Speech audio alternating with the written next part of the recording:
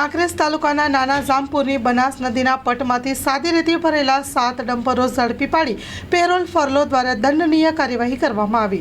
1,82,00,000ના મુદ્દામાલ ઝડપી પાડી દંડનીય કાર્યવાહી કરવામાં આવી છે। કાંકરેજ તાલુકાના જીવાદોરી સમાન ગણાતી બનાસ નદીમાંથી બિનઅધિકૃત રીતે રેતી ખનન કરતા તત્વો બેફામ બની સરકારી તિજોરીને ચૂનો ચોપડી રહ્યા છે।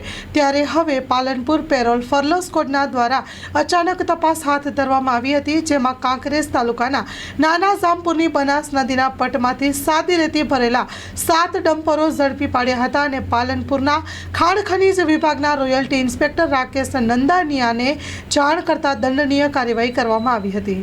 પાલનપુર ખાણ ખનીજ વિભાગના અધિકારીઓ સામે ગંભીર સવાલો ઊભા થયા છે।